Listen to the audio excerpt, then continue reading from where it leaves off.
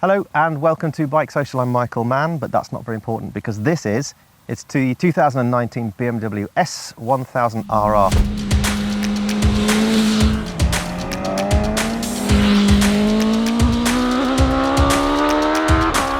This is the one with the M package on it. So there are 3 bikes in the range: the standard model, the Sport, and then the M pack. And they range from about 15,290 to this, which is £19,700.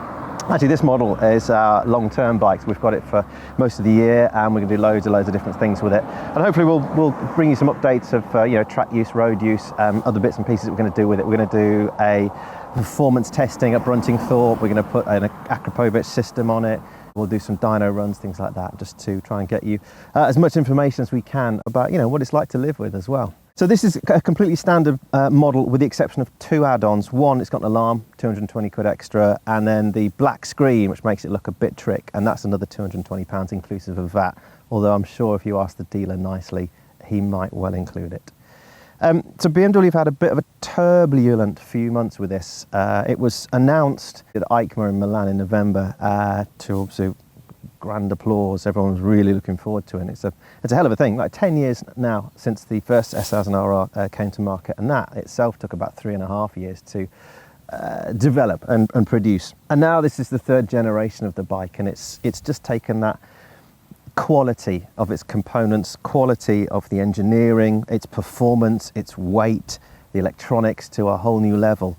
And it's fighting a tough fight in that heavyweight sports bike category. When you think of the things like the V4 Panigale S, the Fireblades, the GSXR 1000 ZX10, and the new Aprilia RSV 1100 factory, which is a hell of a thing.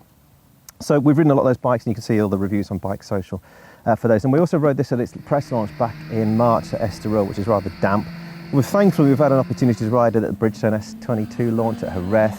And I've had this now, it's done about 700 miles, all of which have been road miles. We'll take it on track soon enough. But yeah, 204 brake horsepower. You've got 113 newton meters of torque at around 10,500, which is its peak. But the big difference between this and the outgoing model is the fact that it makes about 8 more brake horsepower and it weighs about 14 kilos less. So the goal for BMW is always going to be make it faster, make it lighter, which is hardly a surprise. But what's been great about it is, fresh out the can, it's performed extraordinarily well. You look at the recent Alemann TT, Peter Hickman won the Superbike race and the Super Stock race on one of these, and it's pretty much in stock form. It got a few, forks I think were different, but as far as the Smith Racing team were concerned, they used a very much a base model. Let's have a little look at the dashboard and 1 or 2 of the components on here. Fire the ignition, you can hear the beep of the alarm. And across the instrument panel, across the handlebars, it's quite a familiar layout in terms of what BMW offers, especially with this track wheel, which is quite synonymous with a lot of the BMWs in the range. As a road bike, the S1000RR is probably the best of its category because it's got the extra components, things like heated grips and cruise control. And the fact that it's really roomy, there's a lot of space on here.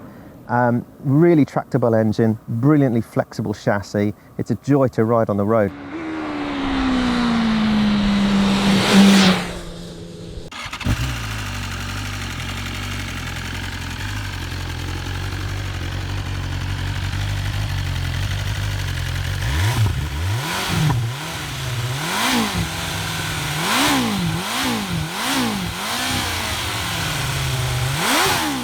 Right, that's what the S1000RR sounds like with its standard exhaust. We never went above 8,000 RPM just revving it just then. Don't worry, it's been warmed up. We've done a few miles on it this morning already. So that's your standard dash. Your menu button on the left-hand side, if you toggle that up, you can see through it toggles through your total mileage, your trips, average MPG, so on and so forth. You've got tyre pressure monitors, sensors in there, so you know what your tyre pressures are at, and then your remaining mileage. If you go down using this menu button, then you can start using the tracker wheel to flick through either settings. You can hook your phone up. If you've got a Bluetooth helmet, you've got your media there. Sat nav, again, through the app, it's free. Sport settings, my vehicle. So my vehicle settings, we'll just go down into that, and that gives you your battery voltage, remaining mileage, you've got your tyre pressures. And just flick right, you've got 5 different menus here. There's your onboard computers, gives you a breakdown, trip computer, tyre pressures, and service requirements. Going back into the top nav, Sport setting gives you the different dashboards if you want to use a different dashboard when you're on track or road for that matter. If you want to check out the pressure of your brakes or your lean angle, it gives you a different layout with rev counter, for example. So you've got three different options plus the standard version as well. You've also got a lap counter, it gives you plus or minus over a last lap. And so much of this bike is customizable. Specifically, if you went into settings and then you start configuring the racetrack mode, which is in here. So Race Pro 1, 2 and 3 are different modes, riding modes that you can configure. They're on top of the standard modes that are already available on the bike. So race, road, dynamic and rain. And they're all got preset variables. So these are Race Pro 1, 2 and 3 and you can alter these to your heart's desire. So you've got engine parameters here. So your source is race. It gives you optimal throttle response on number 1. Maximum torque off, and then off the throttle acoustic, so it gives you that overrun pop and bang. Engine braking, traction control, wheelie control, ABS settings. That's your dynamic damping control, so front and rear damping. And then you can reset the whole lot as well. So you can start mucking about with all of these different compressions and rebounds. But don't worry if that confuses you too much, because the standard 4 riding modes have got their own variables and parameters that you can mess about with on the road. So, speaking of which, let's go and give it a ride, shall we?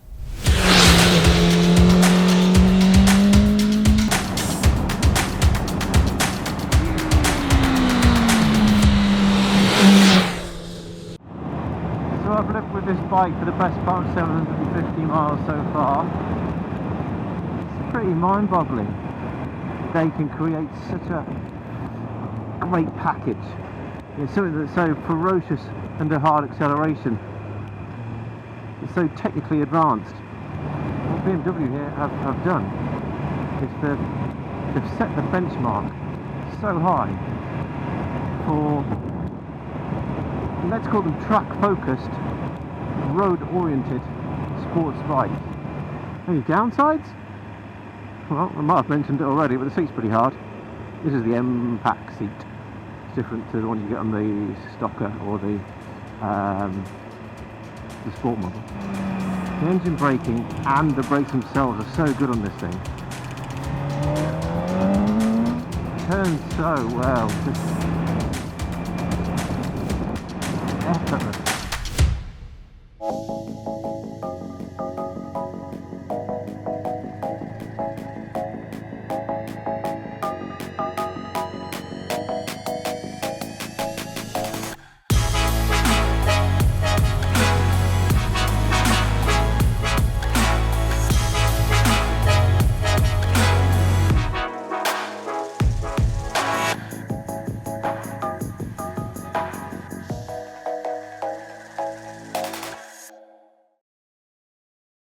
Speaking of which, let's go and give it a ride, shall we?